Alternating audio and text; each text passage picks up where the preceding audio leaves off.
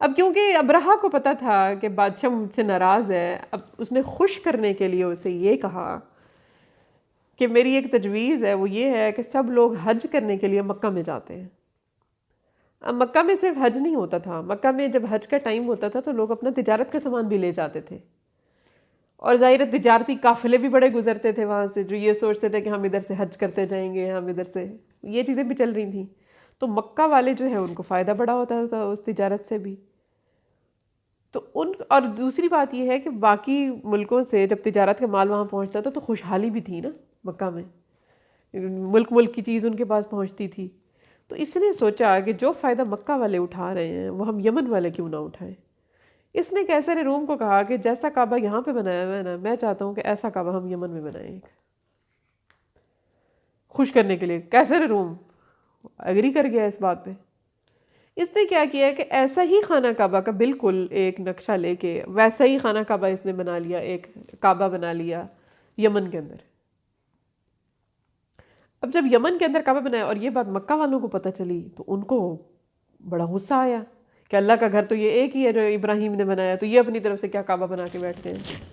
तो मक्का का एक कबीला, उसके लोग जब यमन में आए तिजारत के लिए या किसी भी मामले में उनका काफ़िला गुजरा, तो जो ये काबा इसने यमन में बनाया था ना, उन्होंने पूरी गंदगी जो थी इसकी दीवारों के साथ रात को लगा दी।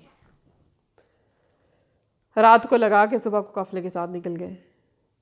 अब जब सब ने उठ के सुबह को देखा कि उसकी दीवारों के साथ तो नौज़ुबिल्लाह गंदगी लगी हुई है, तो उन्होंने बताया उसको अब्रहा को जाके। अब्रहा को खबर मिली तो अब्रहा ने कहा कि अपने मुशीरों को बुलाया, उसने कहा कि ये काम किसका है।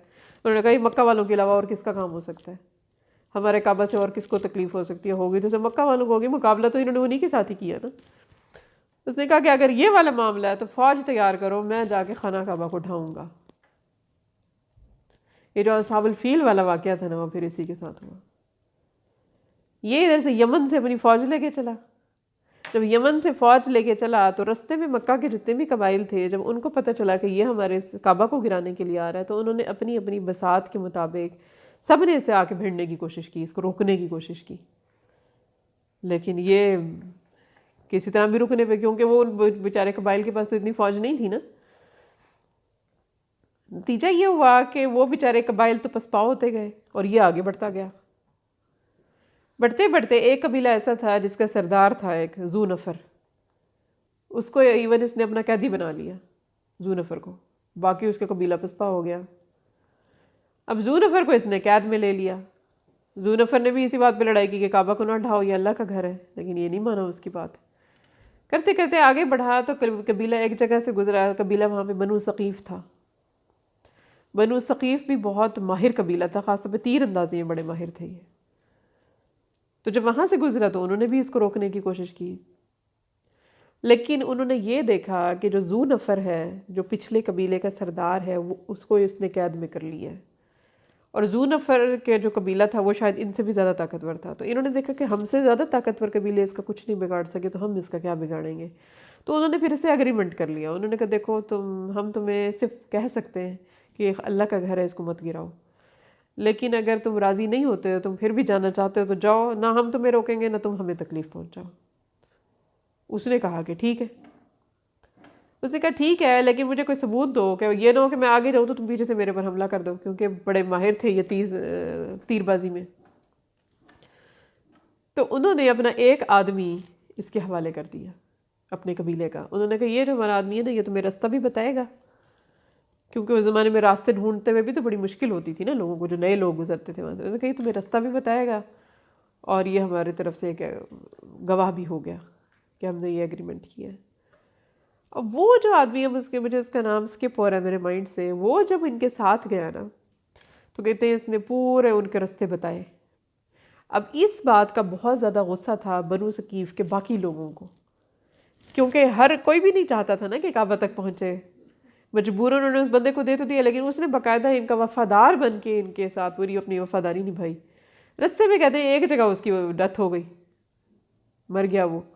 तो उसको कब्र बनाई जब उसकी, बाद में कहते हैं उसकी कब्र पे जाके जो बनु सकीफ़ के लोग थे वो पत्थर मारते थे, इतना गुस्सा था उनको उसके ऊपर। खैर अब्रहा तो निकल गया जू नफ़र के साथ ही।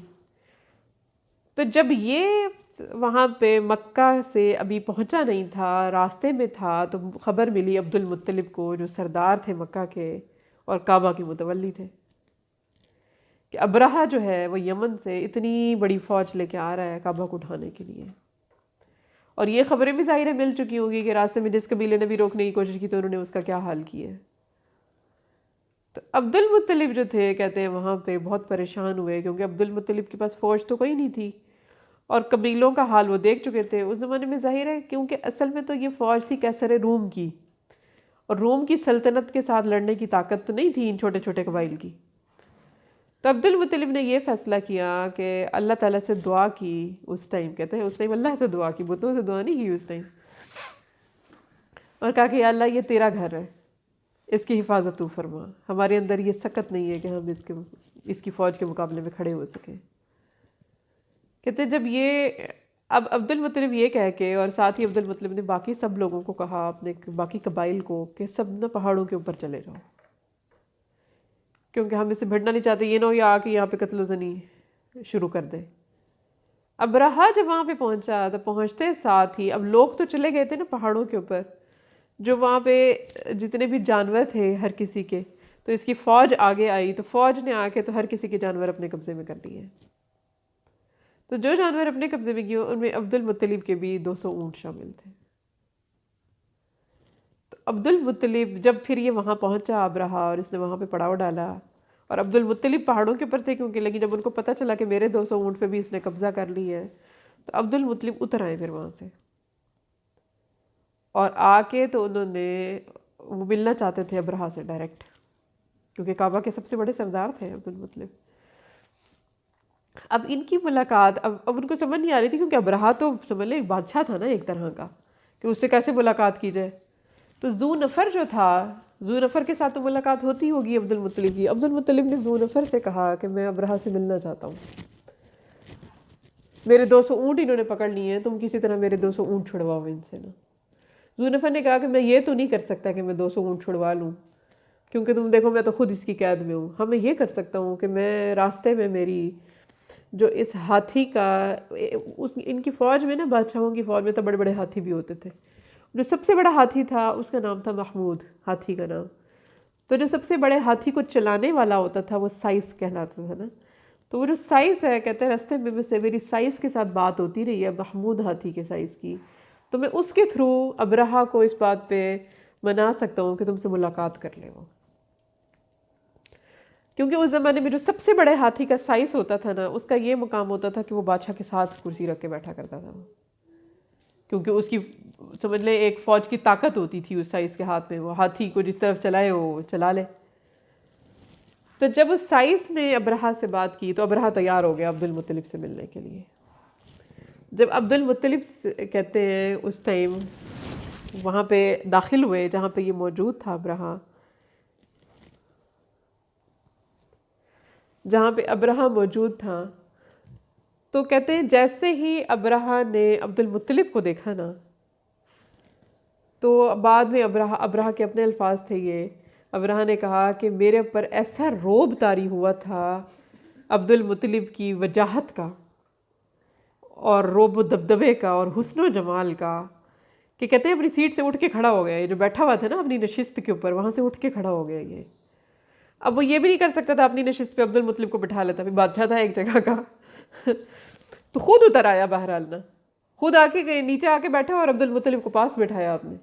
वो कहते हैं ऐसा रोब दबदबा तारी हुआ उसके ऊपर कि वो बात ही नहीं कर सका पहले वो। तो अब्दुल मुत्तलिब माशाल्लाह खूबसूरत हो गए, ज़ाहिर है बहुत। अब्दुल मुत्तलिब जाके बैठे तो उसने पूछा कि किस लिए आए हैं, ज़ाहिर आने का मकसद पूछा होगा। तो अब्दुल मुत्तलिब ने कहा कि मैं अपने 200 ऊँटों का सवाल करता हूँ ना। तो कहते हैं इस बात पे हंस पड़ा आगे से वो। कहते हैं अब्दुल मुत्तलिब जब तुम आए थे तो तुम्हारा ऐसा रोब और दबदबा मेरे ऊपर तारी हुआ था कि मेरे से बात ही नहीं हो सक रही थी, लेकिन तुम मुझसे काबा की बात नहीं करने आए, मैं तो काबा को ढाने के लिए आए हो, तो तुम मुझसे बात अपने ऊँटों की करने आए हो। 200 तुम काबा के मुतवल्ली हो, तो मेरा तो ख्याल था तुम आके हमसे कोई मेहरबानी तुम हमसे मांगोगे, कोई आजिज़ी का इजहार करोगे कि तुम हम काबा पे हमला ना करें, तो तुम तो अपने ऊँटों की बात कर रहे हो, अल्लाह के घर की तुमने हिफाजत नहीं करनी, तुमने अपने अल्लाह के घर की हिफाजत नहीं करनी। तो अब्दुल मुत्तलिब ने कहा कि इस घर की हिफाजत वही करेगा जो इसका मालिक है, ऊँटों का मालिक मैं हूँ, मैं अपने उन ऊँटों का सवाल करता हूँ, और मैंने अब अल्लाह के इस घर को अल्लाह की अमान में दे दिया, तो इस घर की हिफाजत वही करेगा। उसने कहा ठीक है, ऊँट तुम्हारे हम वापस कर देते हैं। ऊँट उसने वापस कर दिए, 200 ऊँट। अब्दुल मुतलिब अपने 200 ऊँट वापस लेके दोबारा से पहाड़ के ऊपर चले गए। पहाड़ पे जाने से पहले दोबारा आके खाना काबा का कहते हैं वो पकड़ के ना गिलाफ, तो अब्दुल मुतलिब ने दुआ मांगी कि या अल्लाह आज हमारी लाज रख ले, हम इनसे मुकाबला नहीं कर सकते, अपने घर की तो खुद हिफाजत कर। अब्दुल मुतलिब वहाँ से चले गए। अब कहते हैं जो जू नफ़र था ना, जो सरदार कैद में था, जब अगले दिन इन्होंने अटैक करना था काबा के ऊपर, कहते हैं जू नफ़र ने रात को वो जो हाथी था ना सबसे बड़ा महमूद, उसके कान के साथ लटक गया और जाके हाथी के कान में कहता है कि महमूद आगे ना बढ़ना, आगे अल्लाह का घर है। अपनी ज़बान में अरबी में कहा होगा ना, आगे ना बढ़ना, आगे अल्लाह का घर है। कहते बस इतना इसने बात की, उस हाथी के कान में बात की, अल्लाह ने करवाई। देखो कहते जब ये करके वो हटा, अब जब अगले दिन जब हमले का वक्त आया, जब हाथी को उठाते थे काबा की तरफ, तो हाथी चलता नहीं था। अब परेशान सारे, क्योंकि सबसे बड़ा हाथी जब आगे नहीं जाएगा, उसी की मदद से तो उन्होंने ढाना था, वरना हाथों से थोड़ी इतने बड़े बड़े पत्थरों को गिराया जा सकता है। कहते हैं हाथी को चलाएं, हाथी चले ही ना। हाथी को जब वापस मोड़ते थे यमन की तरफ तो हाथी चल पड़ता था, लेकिन जब काबा की तरफ मोड़ते थे तो हाथी चलता नहीं था। साइस ने जितनी कोशिश की, उसने हाथी को मारा, जो कुछ किया, लेकिन हाथी बैठ जाता था, खड़ा ही नहीं होता था काबा की तरफ। अल्लाह ताला ने अपना मुआजिज़ा देखे उस साल में दिखाया जब अपने नबी को इस दुनिया में लाना था, अपने हबीब को। उसके बाद कहते हैं कि वो हाथी नहीं चला, और थोड़ी देर के बाद फिर लोगों ने ये नज़ारा देखा कि पूरा आसमान जो था वो उसके बाद छोटे छोटे परिंदे उनसे भर गया, और हर परिंदे के पास 3 छोटे छोटे पत्थर थे जिनको सिजील कहा गया। और ये सिजील असल में ये वो पत्थर थे जो जहन्नुम की आग में दहकाए हुए पत्थर थे। कहते थे ऐसे बहुत छोटे, जैसे चने का दाना होता है, इतने छोटे पत्थर थे, लेकिन जिसके ऊपर भी गिरते थे ये उसका सारा बदन जला के उसको घुला डालते थे, कुछ भी नहीं बचता था सिवाय हड्डियों के पंजर के। तो बस वो अबाबील अल्लाह ने पत्थर भेजे, परिंदे भेजे, जिन्होंने पत्थर बरसाए अबरहा की फ़ौज के ऊपर, और फिर वो कहते हैं ना कि हो गई वो खाया हुआ भुस।